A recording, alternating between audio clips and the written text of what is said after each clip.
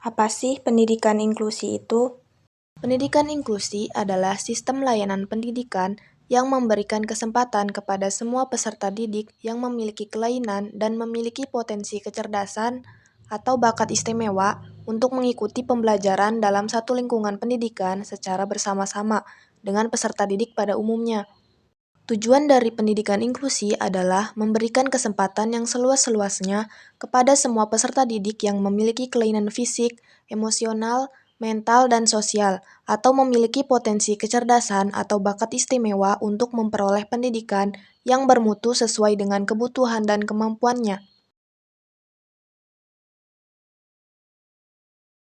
Anak berkebutuhan khusus adalah anak yang memiliki keterbatasan atau keluarbiasaan baik fisik, mental, intelektual, atau sensorik yang berpengaruh secara signifikan dalam proses pertumbuhan atau perkembangannya dibandingkan dengan anak lain seusianya. Jenis-jenis anak berkebutuhan khusus. Yang pertama, tunanetra. Tunanetra adalah anak yang mengalami gangguan daya penglihatan berupa kebutaan menyeluruh atau total atau sebagian atau low vision. Yang kedua, tunarungu.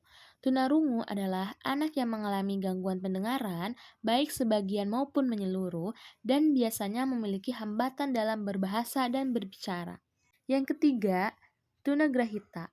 Tunagrahita adalah anak yang memiliki inteligensi yang signifikan berada di bawah rata-rata anak seusianya dan disertai dengan ketidakmampuan dalam adaptasi perilaku yang muncul dalam masa perkembangan.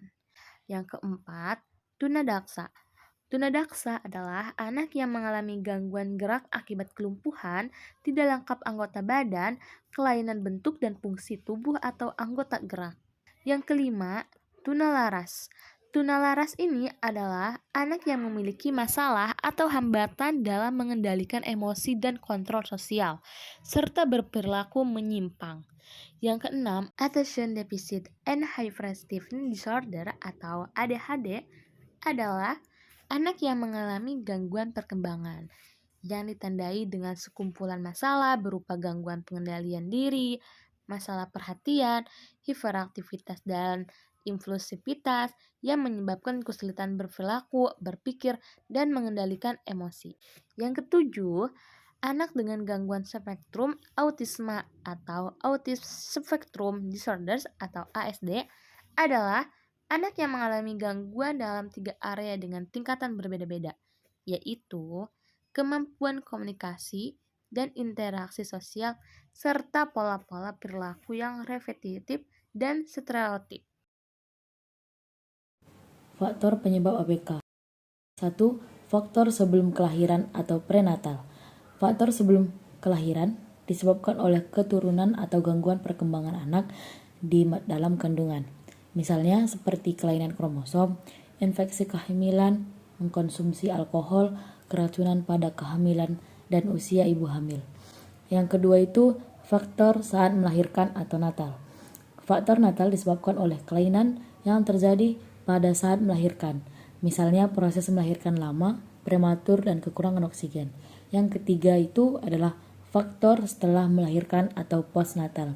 Faktor setelah melahirkan biasanya terjadi karena faktor psikologi dan faktor lingkungan keluarga. Layanan-layanan pendidikan ABK. 1. Layanan pendidikan segregasi. Layanan pendidikan segregasi adalah sistem pendidikan yang terpisah dari sistem pendidikan normal. Dengan kata lain, ABK diberikan layanan pendidikan pada lembaga pendidikan khusus untuk anak ABK, seperti sekolah luar biasa atau SD luar biasa, SMP luar biasa, dan SMA luar biasa. Yang kedua, layanan pendidikan terpadu atau integrasi.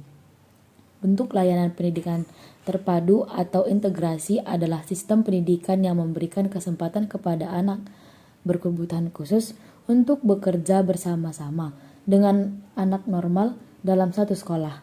Contohnya, kelas biasa dengan ruang bimbingan khusus, dan kelas khusus.